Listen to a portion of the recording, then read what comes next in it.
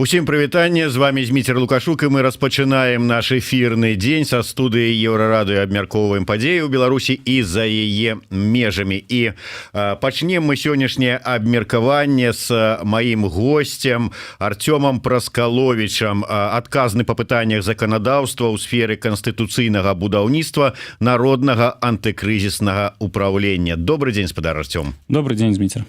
Ну што ж, я зараз буду вас так дапытваць найперш, як ўсё ж таки чалавека, які шмат гадоў прапрацаваў у гэтай лукашэнкаўскай сістэме, ведае, як яна працуе, дзякуючы чаму яна трымаецца і функцыянуе. І адпаведна пачнем з учорашняй навіны.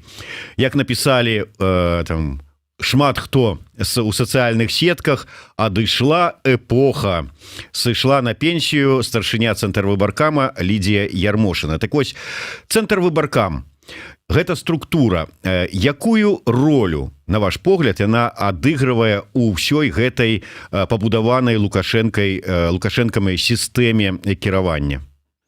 Мне кажется, что на самом деле Центр избирком всего лишь оглашает итоги фальсификаций, которые доводятся им сверху от администрации президента или от органов государственной безопасности, не более того. Чакайте, вы зараз, атрымліваецца, прынізілі ролю бессменной железной бабы Лиды, як кажуць, і ўсяго Цэнтрвыбаркама, тому что я чытаў меркаванне экспертаў, якія казалі, что вот Ярмошына, ну і падначалены яе, яны выбудавалі усю гэтую сістэму правядзення так выбараў, каб было вальготна Лукашэнку і яго набліжаным. Маўляў, гэта яны вось збудавалі усю гэтую выбарчую сістэму непразрыстых выбараў. Отрымливается не? Нет, абсолютно верно, скажем так, отчасти, потому что тут можно разделить на два направления. Одно связано непосредственно с избирательным процессом, избирательным законодательством. Здесь, конечно, огромная роль Ярмошиной и ее подчиненных в том, что приказы не обсуждаются, выполняются четко, быстро, однозначно. Естественно, она понимала своего босса с полуслова, полувзгляда.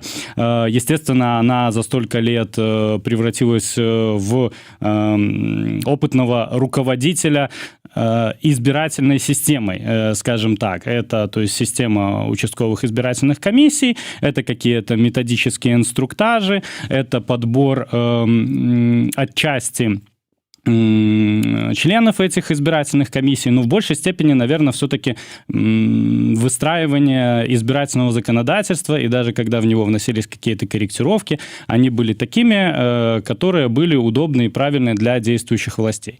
Но как мы получаем информацию от государственных служащих, бывших, остающихся в системе, сейчас привлекаемых в работу участковых избирательных комиссий, есть второе направление, вторая ветвь. Это по системе исполнительной власти, когда указания идут, скажем так, от администрации президента до председателей облсполкомов и дальше ниже по вертикали. При этом, скажем так, на уровне райисполкомов в этом задействованы скорее заместители по идеологической работе, по социальной работе, но не непосредственно даже низовые там председатели сельисполкомов, председатели горисполкомов.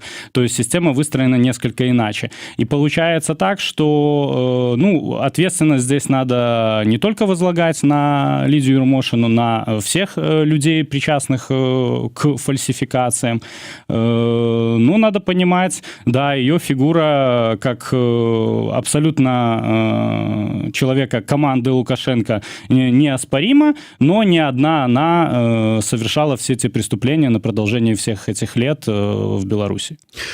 И все ж таки, вот я закрану гэтую тему, вы сказали, не одна яна здзяйсняла злачынства. Я колькі разоў сустракаўся з Ярмошынай, рабіў з ёй інтэрв'ю і кожны раз яе пытаў наконт таго, што вас, Лідія Михайловна, вінавацяць у фальсіфікацыі выбараў.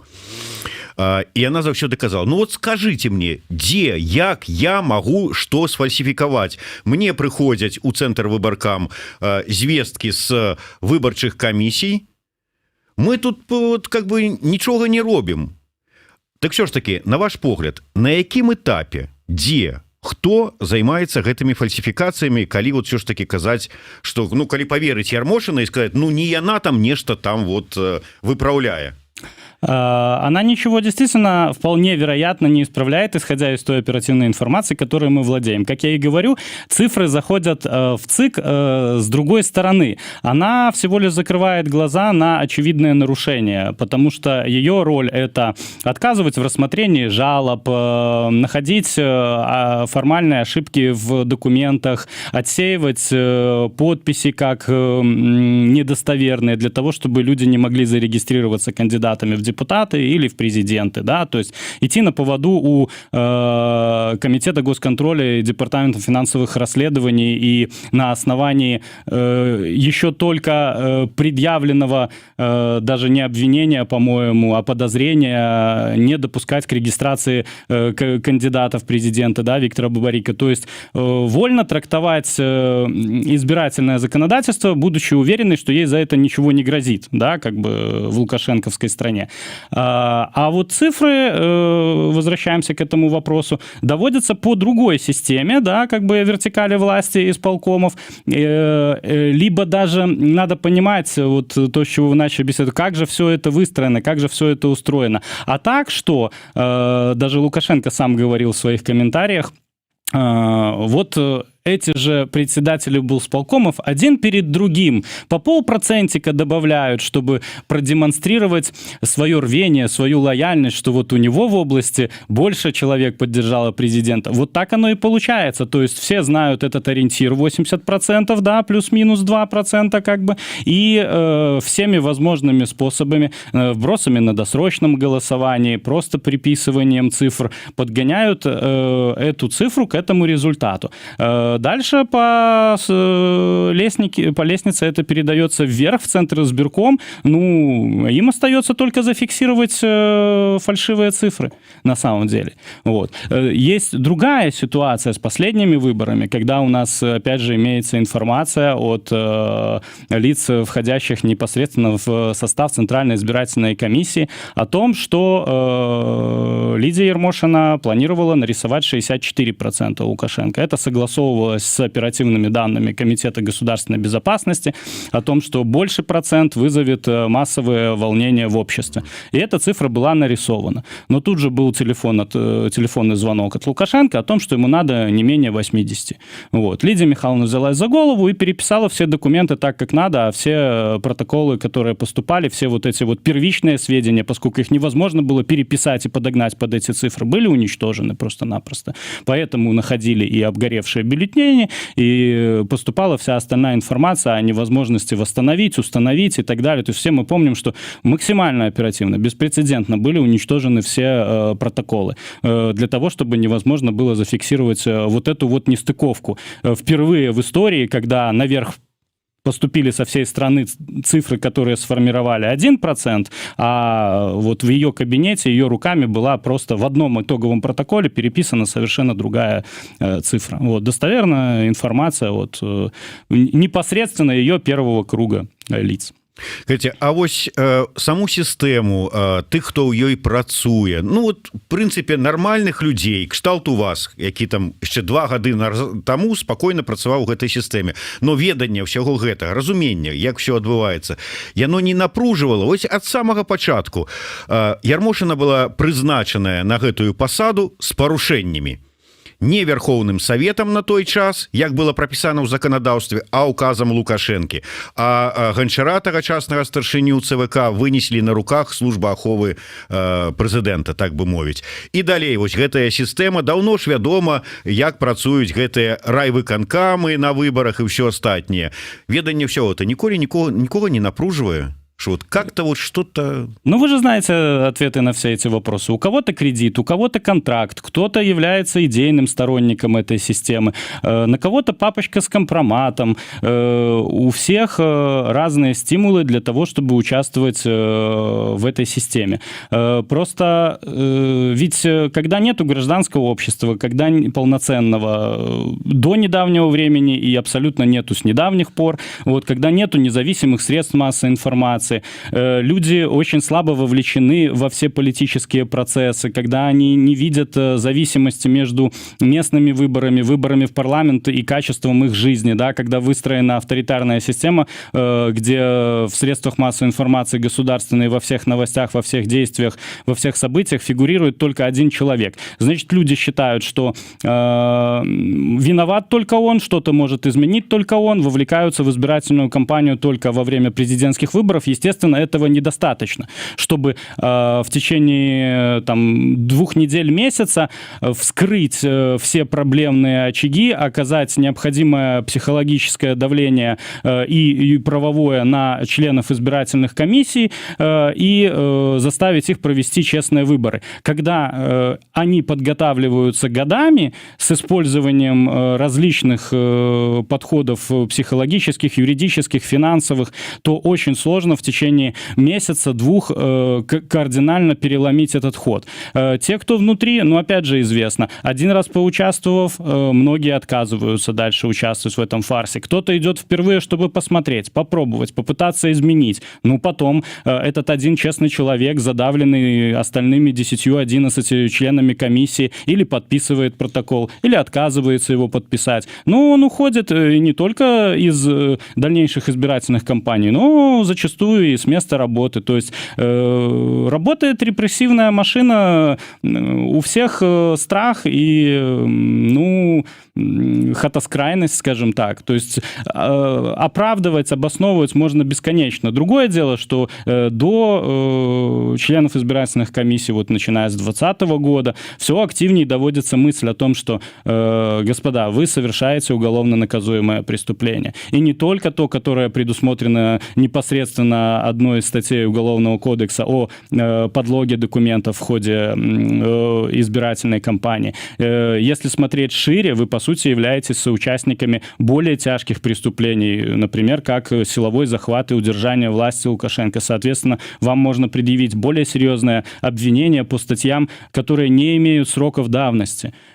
И наказания, в которых предусмотрены максимально суровые, вплоть до пожизненного заключения и смертной казни. Это надо осознать, что уйдет эпоха Ермошина, уйдет эпоха Лукашенко, а нам всем вместе оставаться в Беларуси, восстанавливать ее. Какую роль вы хотите себе приписать? Вы не сможете потом оправдаться о том, что это было какое-то давление на вас, потому что многие страны это проходили, и ни один преступник, который был, скажем так, в систему вовлечен авторитарного управления, не смог обосновать отсутствие в его деяниях состава преступления тем, что он это делал под каким-то примусом.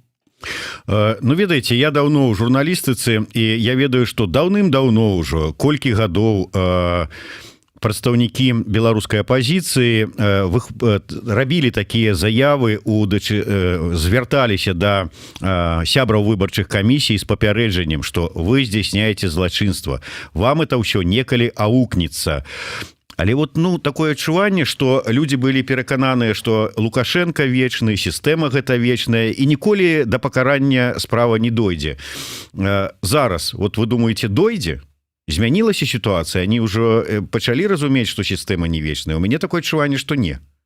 Я бы все-таки склонялся к умеренному позитиву в этом направлении. Мы же видели, как система массово давала сбои в 2020 году, да, когда были. И, во-первых, изменилось все, да, в 2020 году, да, и та оппозиция, которая пошла на выборы, и та подготовка, которая была проведена, и то восприятие Лукашенко, которое было, и его реальный рейтинг, и тот ошеломляющий перевес, да, то есть если раньше ЦИКу надо было дорисовать 10-15% к реальным процентам, да, которые получал Лукашенко, ну, может, 20-30, как бы, ведь все же говорят, есть какой-то вот такой порог, который народ, ну, белорусский в частности, да, который еще не прошел переход к поистине демократическому обществу, готов стерпеть, скажем так. То есть не наглые такие фальсификации. И то что происходило в 2020 году, да, какой процент дорисовывался.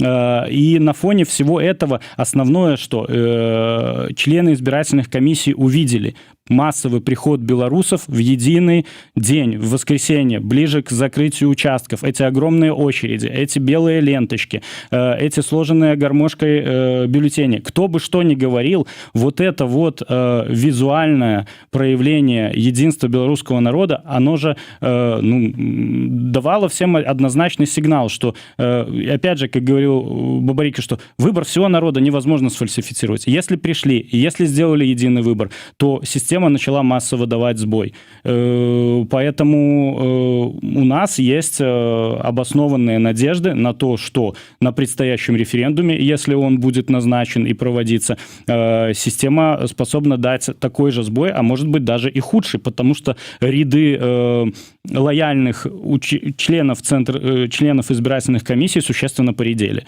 С одной стороны, невозможно набрать, нормально сформировать комиссии. С другой стороны, те, кто включаются в эти комиссии, связываются с представителями гражданского общества, демократических сил и выражают готовность сотрудничать и предоставлять информацию. На ваш погляд, мне падаецца, ужо гадоў 5, калі я не памыляюся, Ярмошына прасілася адпусціць яе на пенсію. Ёй тады працягнулі, нягледзячы на яе просьбы, гэты вот контракт, так бы мовіць. Чаму зараз?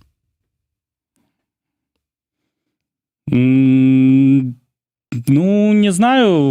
Во-первых, потому что, наверное, все-таки возраст и усталость. Во-вторых, можно предполагать, что все же проведение избирательной кампании 2020 года расценивается Лукашенко как неудовлетворительное.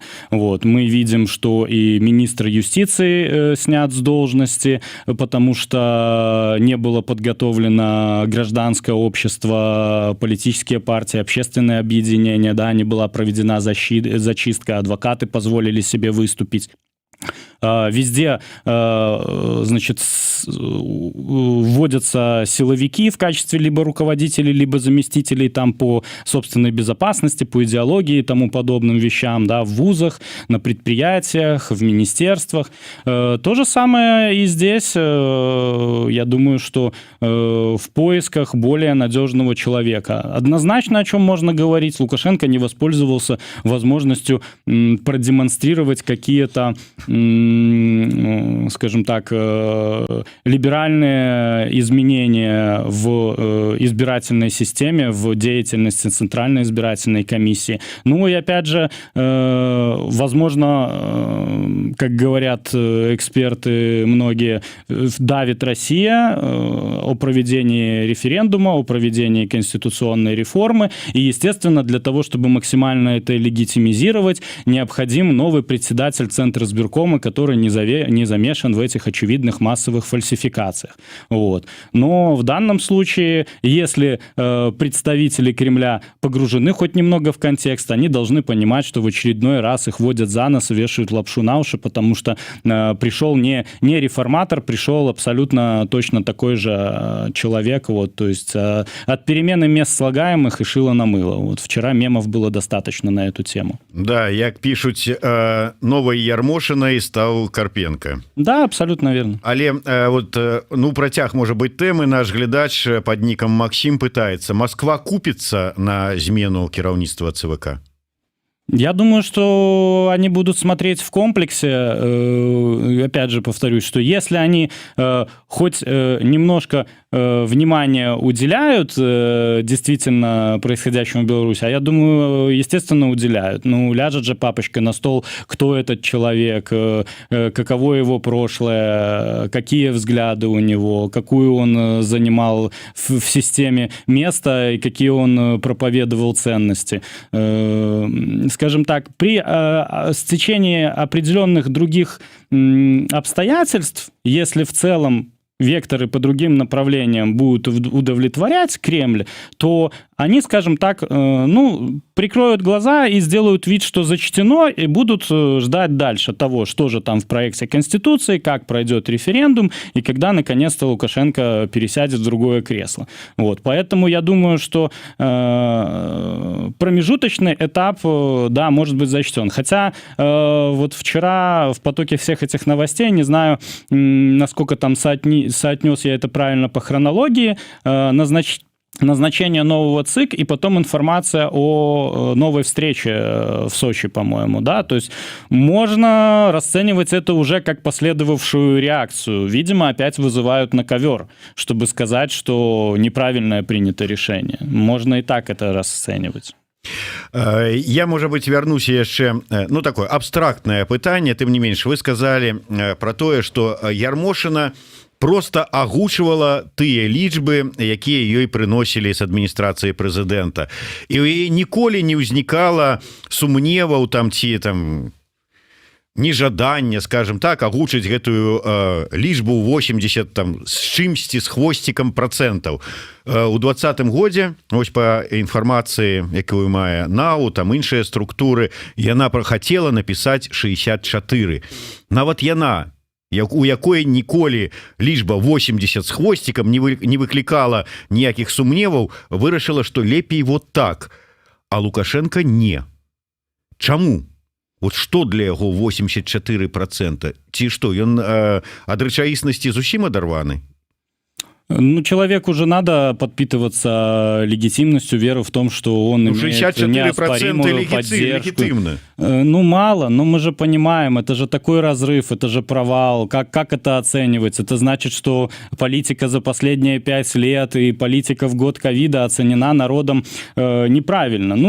Самый банальный пример, то есть что было весной? Весь мир критиковал Лукашенко, и Беларусь критиковала за то, как он борется с эпидемией ковида. И если его рейтинг на выборах показал цифру 64, значит, это прямое подтверждение тому, что его действия были неверны. Он, естественно, не может этого допустить. Он прав во всем и всегда. И цифры на выборах, на референдуме, на выборах местных, на выборах в палату, на любой кампании, цифры на табло в хоккейном матче, в забеге биатлона, триатлона и так далее. Это все, человек должен быть первым во всем. Первым с огромным отрывом. Другого просто не рассматривается. Это вопрос к психологии и психиатрии, не правовой и не политический. Мы уже фактично пришли до высновы, что новая Ярмошина, старая Ярмошина на гэтай пасадзе старшыні цэнтр выбаркама, якое прозвішча гэтая Ярмошина не носила, Ярмошина ці Карпенко, ці яшчэ хто-нибудь, розніцы ніякай няма. Вы рассказали, як працуе гэтая сістэма фальсіфікацыі вынікаў галасавання. Такім чынам, уявім сабе, што прынцыповы чалавек, нейкім дзіўным чынам трапляе сёння на пасаду старшыні ЦВК, ён зможа што-нибудь зрабіць? Ці так адбудавана ўсё, што ўжо ад яго нічога не залежыць? Случайный человек такой с совестью, он просто-напросто не попадет туда. Это же понятно, какой проходит отбор. Оппозиционная консерва попалась. Вот и он был таким лоялистом, а потрапил на посаду и вскрылся. Надо понимать, что если в момент оглашения результатов выборов этот человек зачитает другие цифры, это повлечет за собой соответствующие последствия. К сожалению, они, конечно же, могут быть весьма тяжелыми, потому что очевидно, что, по крайней мере, в 2020 году Лукашенко бы не отдал власть. Просто у белорусов и мирового сообщества были бы более веские основания действовать более жестко. Но на это бы последовал и более жесткий, к сожалению, ответ, и было бы больше жертв. Тут скорее надо вести речь о том, что такому человеку нужно повести себя грамотно и подготовить почву для такого заявления, а не просто в одно мгновение в прямом эфире провозгласить реальные цифры. Ну, в прынцыпе, чалавек, ну, відаць, можа, не спачатку падключыўся, вяртаецца да таго, што мы абмяркоўвалі на пачатку пра чынавенства, пра тых, хто працуе, вінцікаў гэтай машыны. Чыноўнікі самі вераць, што ў яго больш за 80%? Нет. Нет, как можно в это верить? Не знаю. Мои коллеги, с которыми я этот вопрос обсуждал, они, ухмыляются, опускают глаза. Тут же все зависит от человека. Опять же, я это неоднократно повторял в различных интервью. Но если система 27 лет подбирает работников внутрь себя, да, происходит отрицательная эта селекция, то как можно ожидать, что по прошествию вырастания 2-3 поколений государственных служащих, они вдруг в один день прозреют, встанут, наберутся смелости и выступят против своего руководителя. То количество государственных чиновников, силовиков, которые выступили в 2020 году, это уже признак лично для меня большой проблемы и, по сути, краха системы. Еще одной такой проверки она абсолютно однозначно не выдержит. Вот. Поэтому веры в это нет, просто кто-то готов с этим мириться, принимать это и жить дальше, кто-то нет. Пётр Кузнецоў учора звярнуў увагу на тое, што Лукашенко, прызначаючы Карпенка на пасаду старшыні ЦВК, фактычна распісаў будучы графік электаральных кампаній, што першае это будзе рэферэндум, потым адзіны дзень галасавання, калі будуць выбіраць парламент і саветы, і потым ужо выбары прэзідэнта. Такім чынам можна сказаць, што вот да, чалавек прагаварыўся і ніякіх датэрміновых выбараў прэзідэнцкіх, пра якія ішлі размовы, прынамсі, крыху раней, дакладна не будзе. Вот это графік до 25-го года. Он и прежде уже проговорился о том, что досрочных выборов не будет, по крайней мере, летом. И мы прогнозировали то, что переходные положения и весь текст проекта Конституции неспроста держатся в секрете. Да, и вчера различные телеграм-каналы тоже разложили, скажем так, эту партию. Он опять-таки находится в противодействии только лишь с Кремлем, потому что ему самому этот референдум не нужен. Белорусам он тоже скорее не нужен. То есть, если он будет как политическая кампания, то мы вот готовы к ней, мы знаем, как постараться из нее выжать максимум даже в тех условиях, в которые поставлено белорусское общество. Но по существу, по тем изменениям, которые предлагаются в Конституцию, конечно же, белорусам абсолютно это не нужно. Это будет просто-напросто крест на стране. Вот. Этого, видимо, требует только Кремль, какие-то подвижки для того, чтобы токсичная персона Лукашенко ушла, потому что это проблемы у элит российских, проблемы у бизнесов российских. Все, чем дальше, тем больше затягивается эта петля, поэтому его вынуждают идти на этот референдум, после которого, естественно, закрепленные нововведения с новыми органами, они должны реализоваться в течение 3, максимум 6 месяцев, да, пройти новые выборы, сформироваться, пускай тот ВНС, который там придуман, новые президентские, избрание председателя этого ВНС, то есть все эти процедуры 6 месяцев, максимум год. Очевидно, что его это не устраивает, он опять не готов или не хочет, или, опять же, просто фанатично назло всем теперь уже хочет оставаться у власти. И поэтому он, да, забрасывает такую удочку, что он будет растягивать реальную реализацию положений Конституции на годы, да. Пытанне ад гледача пад нікам МД. Калі сістэма працуе так, як распавядае спадар Артём, які сэнс удзельнічаць у гэтым фарсе? Нават ужо Воскресенскі заклікае ісці галасаваць, падаецца, што яўка для рэжыма найважнейшая. Гэта, відаць, пра ўсё ж такі тактыку і стратэгію, прапанаваную штабамі на референдум.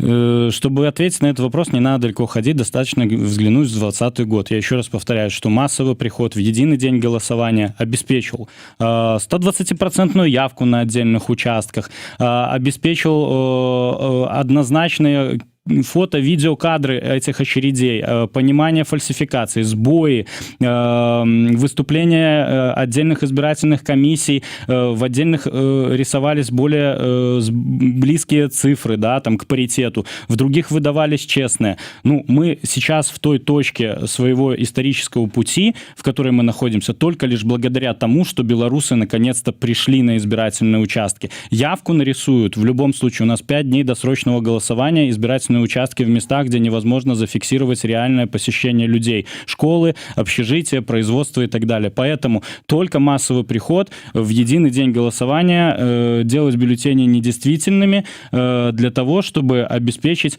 Тут еще важно понимать, что если мы получим убедительное доказательство того, что референдум не состоялся, то новая конституция не вступит в свою силу. Ну, только через головы опять белорусов, но все будут жить с абсолютным пониманием, что они живут по документу, который не принимали. И эта мысль в голове человека каждый день будет свербить, и пройдет 3 месяца, 3 года, но белорусы осознают просто-напросто, что дальше жить так нельзя. Когда белорус не согласен, когда он поучаствовал в непринятии этого документа, он будет не согласен с его принятием и в своей каждодневной жизни. Когда ему будут говорить, а вот есть решение ВНС, он будет всегда для себя считать, что а кто такой ВНС? Я его не избирал, я за него не голосовал, и жить по его указкам я не собираюсь. Постепенно это все перерастет в качественный результат.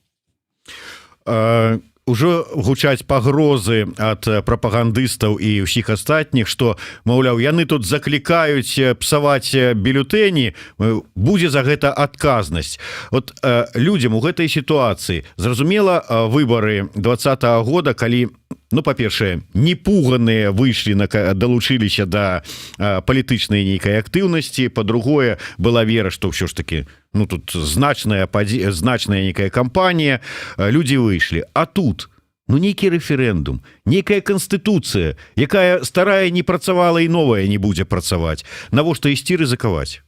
Потому что, вот лично мое мнение, этот референдум гораздо важнее даже, чем предыдущие выборы. По той простой причине, что Лукашенко однозначно себя единственным вариантом, который ему не хочется, но, возможно, он к нему прибегнет, и что мы получим, это он пересадит себя на пожизненное правление в кресло председателя Всебелорусского народного собрания. Должность, которую белорусы непосредственно не будут выбирать на прямых выборах, а человек будет фактически руководить, продолжать также руководить, и в его руках будет марионеточный президент. Да, это, возможно, начало раскола, появления 2 центров силы, но все это будет долго и болезненно для белорусов. И именно вот это хотят юридически провести через референдум, так сказать, скрепить подписями 6 миллионов избирателей. Поэтому, на мой взгляд, ну, недопустимо, если белорусы не хотят жить по этой конституции, не идти на референдум или идти ее поддерживать, даже ради возврата 2 ограничений сроков, прямой конституционной жалобы, которая на самом деле все равно усеченная, или уполномоченного по правам человека, которого все равно будет назначать президент. Реальных конституционных реформ там не предусмотрено. Предусмотрено лишь дальнейшее погружение Беларусь в застой, стагнацию и пожизненное правление Александра Лукашенко, на которое белорусы уже не будут больше никогда иметь никакого влияния. Ну і на заканчэнне каментар ад нашага гледача пад нікам «Всё в твоей галаве», які не пагаджаецца з вами, што, маўляў, гэта Москва, ну, ці найперш Москва патрабуе нейкіх зменаў і рэферэндума. Референдум от него требует его же номенклатура. Им нужны гарантии, что система не сменится, если он внезапно помрет. Сапраўды вось усе ў сістэме баяцца нейкіх зменаў, што калі сыходзіць лукашэнкаўская сістэма, вінцікамі якой яны з'яўляюцца, рухне і яны застануцца ні з чым. Ну, человек 200, наверное, боятся этого во всей Шейман, стране. Витя Лукашенко. Да, хотя допускаю, что многие уже просто спят и видят, чтобы вздохнуть свободно и с облегчением, потому что очень сложно выдерживать эти капризы пожилого человека. ну, зная Лукашенко и зная его окружение, очень сложно поверить в то, что от него могут что-то требовать. Мягко говорить о том, что так будет лучше по каким-то причинам и приводить убедительные доводы, да, но точно не требовать. Я хочу тэрміновую навіну зачытаць, каб просто люди разумелі, ну, калі засталіся яшчэ тыя, хто не разумеюць, што з сябе ўяўляе беларускі рэжым і як ён працуе. Толькі што стала вядома, што Сергею Тихановскаму прысудзілі 18 гадоў калоніі ўзмоцненага рэжыма. Мікалай Статкевич асуджаны на 14 гадоў, Ігор Лосік на 15. Ну вось гэта сведчанне таго, што яны хочуць нейкіх пераменаў. Нет, по-моему, вывод очевиден. Тут комментарии, как говорится, излишне. Рандомные сроки по надуманным и сфальсифицированным уголовным делам. Ну, это режим, это тоталитарная машина. Кому они что демонстрируют этим, непонятно, потому что ну, они только усиливают желание, мне кажется, белорусов продолжать борьбу, потому что ну, очевидно, что страха того, который бы хотел вызывать режим у белорусов, он уже не вызывает, на мой взгляд. Дякую вялікім. Ну что ж, от змены твару Ярмошынай сэнс у выбарчай сістэме не мяняецца, пакуль не зменена сама сістэма. Артём Праскаловіч, Зміцер Лукашук, слухайце і глядзіце нас. Думайце сваёй галавой.